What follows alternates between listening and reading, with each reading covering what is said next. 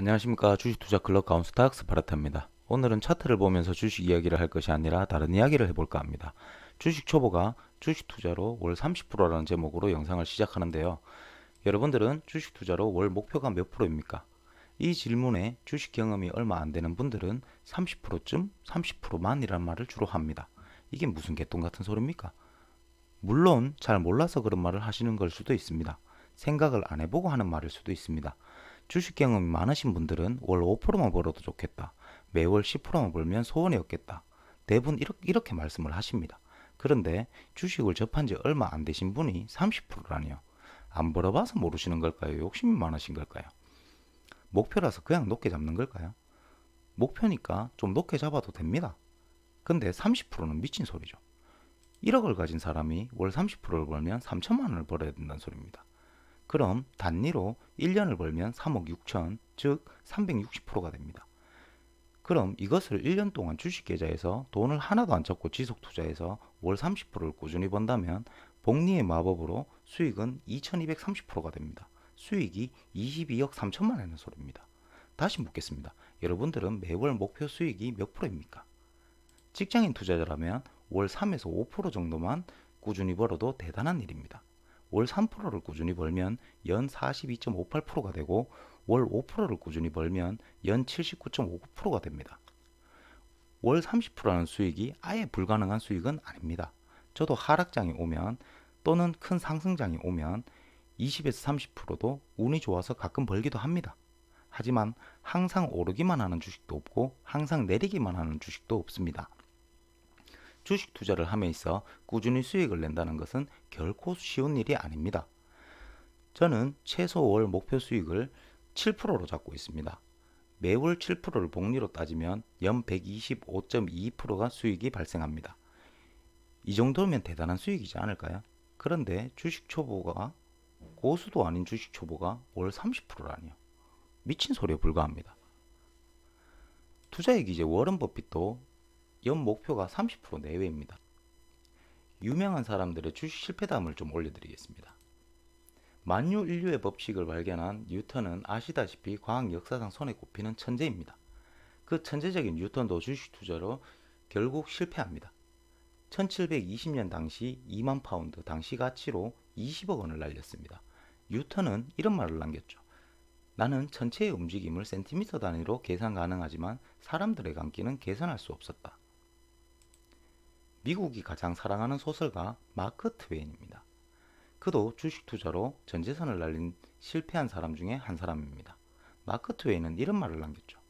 10월은 주식 투자를 하기에 특별히 위험한 달이다. 이어 위험한 달로는 7월, 1월, 9월, 4월, 11월, 5월, 3월, 6월, 12월, 8월, 그리고 2월이 있다라고 말했습니다.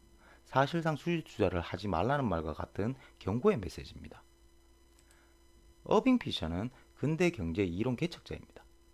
물가는 화폐 공급량과 비례한다는 화폐 수량세를 방정식으로 증명한 경제학자입니다. 어빙 피셔는 예일대 경제학 교수였지만 고고한 학자와는 거리가 멀었습니다.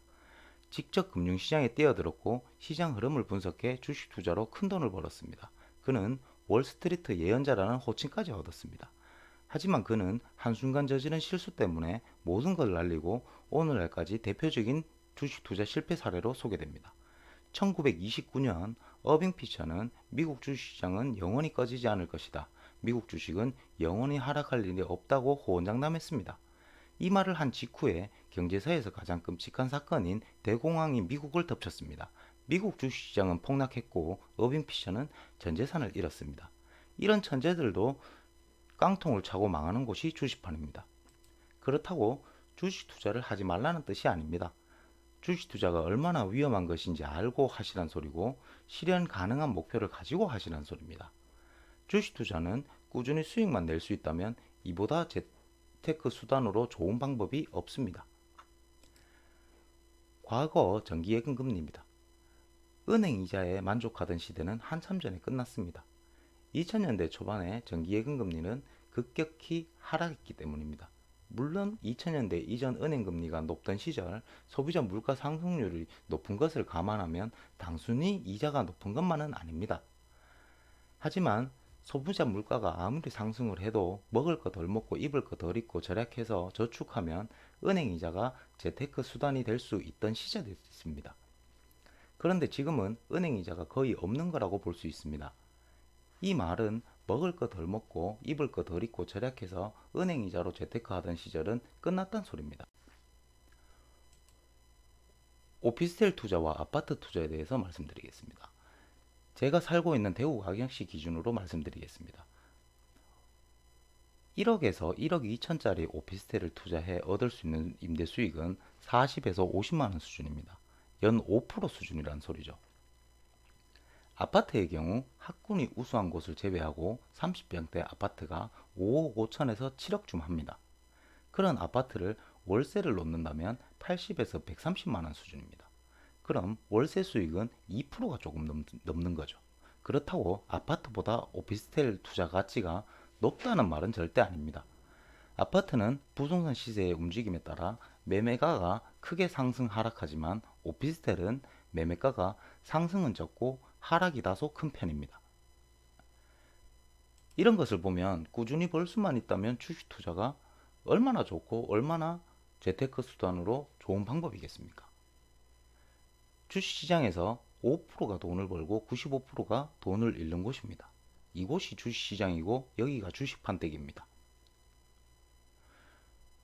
주식 투자자분들이 초보분들이 생각하는 만큼 주식 투자가 쉬운 것이었다면 세상엔 가난은 없었을 겁니다.